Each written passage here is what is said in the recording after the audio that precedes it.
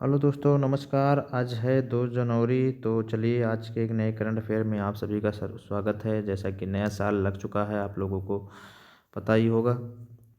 तो इस नए साल में हम लोग संकल्प लेंगे सफल होने का। तो चलिए आज 2 जनवरी के एक नए करंट अफेयर में आप सभी का स्वागत है। तो चलिए शुरुआत करते हैं आज के पहले से सवाल शुरू करने से पहले हम आपको बता दें कि हमारी यूट्यूब चैनल जीएस विथ प्रेम, जी हाँ, हमारे इस यूट्यूब चैनल जीएस विथ प्रेम को आप लोग सब्सक्राइब कर लीजिए। हमारे इस यूट्यूब चैनल को जीएस विथ प्रेम, इसे आप सब्सक्राइब कर लीजिए। यहाँ पर जीएस की क्लास भी स्टार्ट हो गई है। अब आपको जीएस की क्लास भी मिलेगी तथा साथ ही साथ एमसीक्यू के भी आपको क्लास उपलब्ध कराई जाएगी। तो चलिए शुरुआत करते हैं आज के पहले सवाल से। हाल ही में किस भारतीय राज्य ने गिफ्ट सिटी में भारत के पहले कृत्रिम बुद्धिमत्ता अनुसंधान संस्थान की स्थापना को मंजूरी दी है? आइए इसकी ऑप्शन देख लेते हैं। Option number A Maharashtra, option number B Gujarat, option number C Karnataka, option number D Telangana. तो इसका राइट आंसर हो जाएगा ऑप्शन नंबर बी गुजरात। जी हाँ, हाल ही में गुजरात राज्य ने भारतीय राज्य ने गिफ्ट सिटी में भारत के पहले राष्ट्रीय कृत्रिम बुद्धिमत्ता अनुसंधान की स्थापना को मंजूरी दी है। आइए इसकी व्याख्या हम लोग पढ़ेंगे, अगले स्लाइड पे देखेंगे, इसके बारे में पढ़ेंगे। गुजरात सरकार ने गांधीनगर की गिफ्ट सिटी में Indian artificial intelligence research organisation IAIRO की स्थापना को मंजूरी दे दी है। यह सार्वजनिक निजी भागीदारी PPP मॉडल पर आधारित भारत का पहला AI संस्थान होगा। यह 1 जनवरी 2026 से एक गैर लाभकारी संस्था के रूप में कार्य करना शुरू कर चुका है। गिफ्ट सिटी के बारे में ये थोड़ा जान लेते हैं। यह Gujarat international finance tech city इसे बोला जाता है। इसका फुल फॉर्म है गिफ्ट का। Gujarat international finance tech city Bharat का पहला स्मार्ट सिटी और एक अंतर्राष्ट्रीय वित्तीय केंद्र भी है। जी हाँ, IFSC केंद्र भी है, जो गुजरात के गांधीनगर में साबरमती नदी के किनारे बना हुआ है। संक्षेप में कहा जाए तो इसे गिफ्ट सिटी भारत की वैश्विक वित्तीय प्रौद्योगिकी मानचित्र पर लाने में दुनिया भर के निवेश आकर्षित करने के लिए एक महत्वाकांक्षी परियोजना है।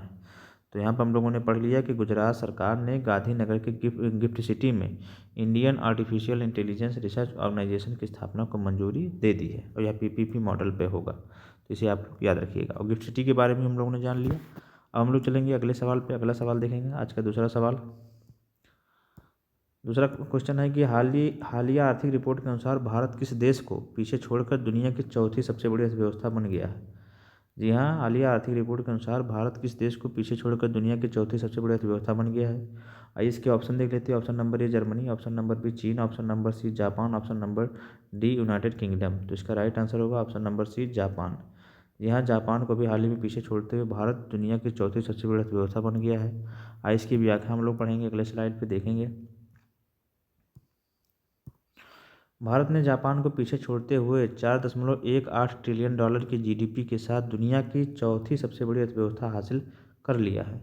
रिपोर्ट के अनुसार भारत 2030 तक जर्मनी को पीछे छोड़कर तीसरी सबसे बड़ी अर्थव्यवस्था बनने की ओर अग्रसर है। तो यह बहुत बड़ी उपलब्धि होगी आने वाले 2030 तक। भारत की GDP 2030 तक 7.3 ट्रिलियन होने की उम्मीद है, अनुमान है। वहीं विश्व बैंक ने 2026 के लिए भारत का विकास दर 6.5%। वही मूडीज ने, जी हाँ यहाँ पर मूडीज होगा, जी हाँ मूडीज आप लोग लिखिएगा।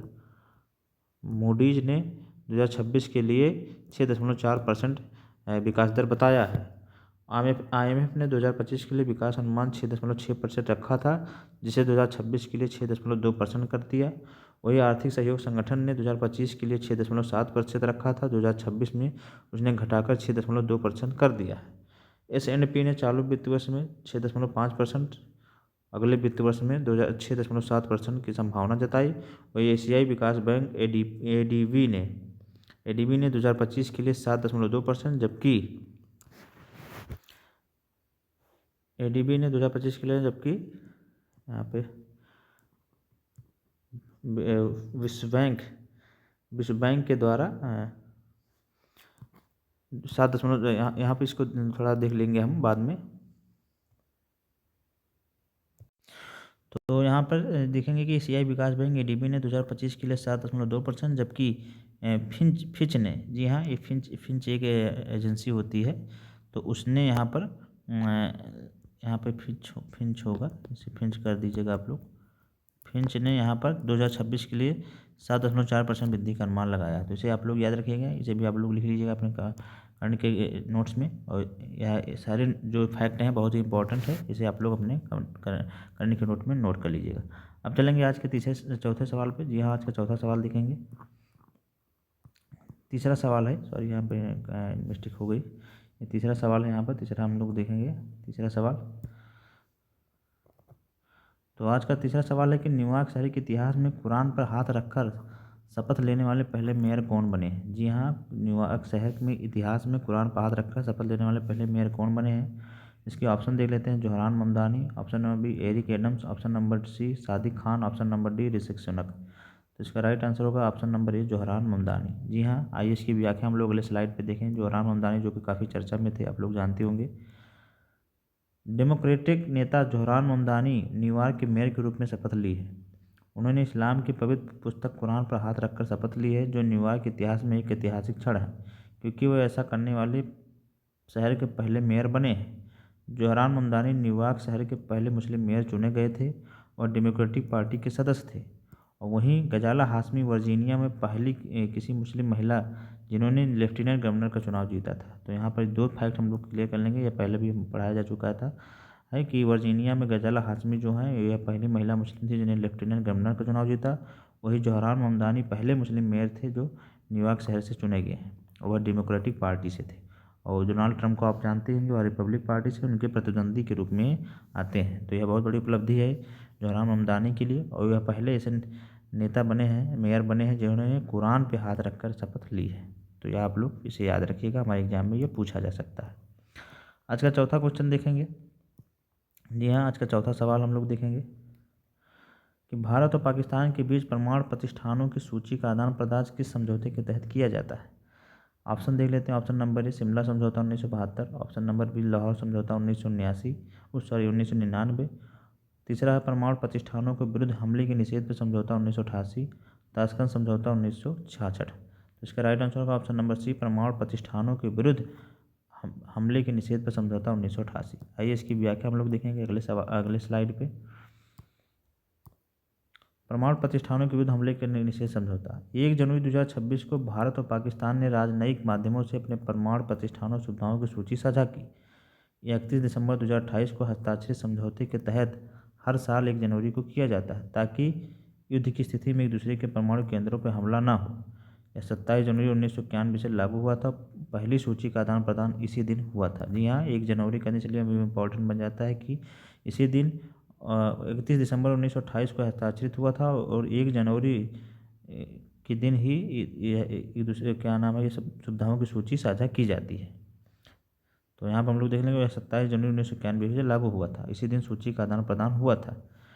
तो आइए यहाँ पे कुछ हम और समझौतों के बारे में जान लेते हैं पाकिस्तान से। लाहौर समझौता जो कि 21 फरवरी 1999 को, इसे आप लोग याद रखिएगा। जी हाँ, यहाँ पर हम लोग देखेंगे लाहौर समझौता जो है 21 फरवरी 1999 को हुआ। यह पाकिस्तान लाहौर में हुआ था। इसे अटल बिहारी वाजपेयी और नवाज शरीफ के द्वारा हुआ था, इसे आप लोग याद रखिएगा। फिर अगला यहाँ पे हमारा है शिमला समझौता। जी हाँ, शिमला समझौता 2 जुलाई 1972 को हुआ। कहाँ पे हुआ? यह शिमला में हुआ। और यह किसके किसके बीच हुआ? तो यह हमारी इंदिरा गांधी और पाकिस्तान के राष्ट्रपति जुल्फ़िकार भुट्टो के बीच हुआ था शिमला समझौता। फिर अगला देखेंगे भारत पाक युद्ध। जी हाँ, ये जो शिमला समझौता हुआ था भारत पाक युद्ध 1971 के बाद हुआ था, और इसका उद्देश्य शांति स्थापित करना था। तो यहाँ पर हम लोगों ने देख लिया। बाकी अगला देखेंगे ताशकंद समझौता। जी हाँ, ताशकंद समझौता जो कि 10 जनवरी 1966 को हुआ था, और यह लाल बहादुर शास्त्री और पाक के राष्ट्रपति अयूब खान के बीच हुआ था। और यह भारत पाक युद्ध 1965, जी हाँ 1965 में जो युद्ध हुआ था उसी के मद्देनज़र यह हुआ था। और यह उज्बेकिस्तान के ताशकंद में हुआ था, और इसकी जो मध्यस्थता की थी रूस की पीएम एलेक्स कोसिगिन ने की थी। जी हाँ, इसकी जो मध्यस्थता की थी रूस की प्रधानमंत्री एलेक्स कोसिगिन ने किया था उस समय। तो इतना आप लोग याद रखिएगा। और यहाँ पे ये जो उज्बेकिस्तान है ताशकंद की राजधानी पहले ताशकंद जो उज्बेकिस्तान की राजधानी है पहले रूस का भाग हुआ करता था। जब यह समझौता हुआ था तो यह सोवियत रूस के अंतर्गत आता था। तो इसे आप लोग याद रखेंगे। हम लोगों ने पाकिस्तान से समझौते कुछ समझौतों के बारे में जान लिया, और 1 जनवरी 1988 2026 को भारत के राजनयिक माध्यमों से अपने परमाणु प्रतिष्ठानों सुविधाओं की सूची भी साझा की जाती है, इसे भी हम लोगों ने यहाँ पर याद कर लिया। अब हम लोग चलेंगे वन लाइनर के इफेक्ट पे, और आज वन लाइनर के इफेक्ट में हमने कई सवाल रखे हैं, और आज केवल यही सवाल और वन लाइनर के ही सवाल हम लोगों के बीच में है। तो अगला हम लोग वन लाइनर के इफेक्ट में देखेंगे। पहला क्वेश्चन, ग्रीन टू गोल्ड पहल का संबंध भारत के किस राज्य से है? तो हिमाचल प्रदेश से है, जो भांग की खेती के लिए किया गया है। जी हाँ, हिमाचल प्रदेश की राजधानी शिमला, और यहाँ के मुख्यमंत्री जो हैं सुखविंदर सिंह सुक्खू, इन्होंने भांग की खेती को बढ़ावा देने के लिए ग्रीन टू गोल्ड पहल शुरू की है। दुर्लभ पृथ्वी तत्व रेयर अर्थ एलिमेंट के भंडार में भारत का स्थान किया है? तो भारत का तीसरा स्थान है। जी हाँ, इसे आप लोग याद रख लिया। अगला सवाल देखेंगे कि इजराइल ने किस नेता को अपना सर्वोच्च नागरिक सम्मान देने की घोषणा की है? तो यह डोनाल्ड ट्रंप जी को। जी हाँ, डोनाल्ड ट्रंप यूएसए के 47वें क्रम के राष्ट्रपति जो दूसरी बार चुने गए हैं, उनको इजराइल ने अपना सर्वोच्च नागरिक सम्मान देने की घोषणा की है। तो और इजराइल की राजधानी आप लोग जानते हो यरूशलेम, मुद्रा इजराइल की राजधानी यरूशलेम है, और यहाँ के जो मुद्रा है न्यू शेकेल है, और यहाँ के जो प्रधानमंत्री हैं बेंजामिन नेतन्याहू जी हैं। इसे इतना भी आप लोग याद रखिएगा। अगला देखेंगे, जस्टिस मिशन 2025 सैन्य अभ्यास किस देश द्वारा आयोजित किया गया? तो यह चीन के द्वारा आयोजित किया गया। गणतंत्र दिवस 2026 की परेड में पहली बार भारतीय सेना का पशु दस्ता, जी हाँ, इसे आप लोग रखिएगा, ये एग्जाम के लिए बहुत इंपॉर्टेंट है, एग्जाम में ज़रूर पूछा जाएगा। पशु दस्ता शामिल होगा, इसका नेतृत्व कौन करेगा? तो कैप्टन हर्षिता, जी हाँ, कैप्टन हर्षिता इसका नेतृत्व करेंगे, और 2026 के परेड में पहली बार भारतीय सेना का पशु दस्ता शामिल होने जा रहा है। अगला देखेंगे, विदेश व्यापार महानिदेशालय का महानिदेशक किसे नियुक्त किया गया? तो लव अग्रवाल को नियुक्त किया गया है। भारतीय रिसर्च एआई ऑर्गेनाइजेशन की स्थापना कहाँ की जाएगी? तो गांधीनगर में की जाएगी। अगला देखेंगे कि राष्ट्रीय जांच एजेंसी एनआईए का आंतरिक मुखिया किसे नियुक्त किया गया है? तो राकेश अग्रवाल को नियुक्त किया गया है। एनआईए का मुखिया जो है किसे नियुक्त किया गया है? राकेश अग्रवाल जी को। अंतर्राष्ट्रीय क्रिकेट में 10,000 रन बनाने वाली दूसरी भारतीय खिलाड़ी कौन बनी है? तो स्मृति मंधाना बनी है।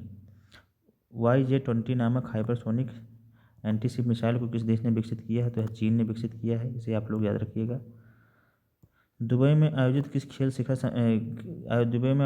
सम्मेलन के ग्लोबल लाइफटाइम अचीवमेंट अवार्ड में किसे सम्मानित किया गया? तो यहाँ पर नोवाक जोकोविच को सम्मानित किया गया। तो ये हमारे ऑनलाइनर के फैक्ट थे जिन्हें हम लोगों ने डिस्कस कर लिए, और यहाँ पर हमारे कुछ क्वेश्चन भी थे जिसको हमने यहाँ पर डिस्कस किया। तो आज बस इतना ही था हमारे करंट क्लास में। आज हमने स्टैटिक जीके और क्वेश्चन ऑफ द डे को शामिल नहीं किया, कल से हम कंटिन्यू करेंगे इस पर। तो आज की क्लास आप लोगों को कैसी लगी, आप लोग हमारे कमेंट बॉक्स में ज़रूर बताएं, और हमारी जीएस विद प्रेम की करंट अफेयर के चैनल और जीएस के चैनल को सब्सक्राइब करें, ज़्यादा से ज़्यादा लोगों तक शेयर करें, ताकि ज़्यादा से ज़्यादा लोग तक हमारी क्लास पहुंच सके, और हमारे बेल आइकन को भी ज़रूर दबाएं ताकि क्लास की नोटिफिकेशन डेली पहुंच सके। हमारी इस क्लास की पीडीएफ पाने के लिए आप हमारे यूट्यूब के डिस्क्रिप्शन में जाके टेलीग्राम चैनल उसे ज्वाइन कर सकते हैं, जीएस विद प्रेम, वहाँ से हमारी इस क्लास की पीडीएफ को प्राप्त कर सकते हैं। तो चलिए हम लोग फिर मिलेंगे एक नई वीडियो में, एक नए दिन, एक नई सुबह के साथ। तब तक के लिए पढ़ते रहिए आप लोग। नमस्कार, जय हिंद।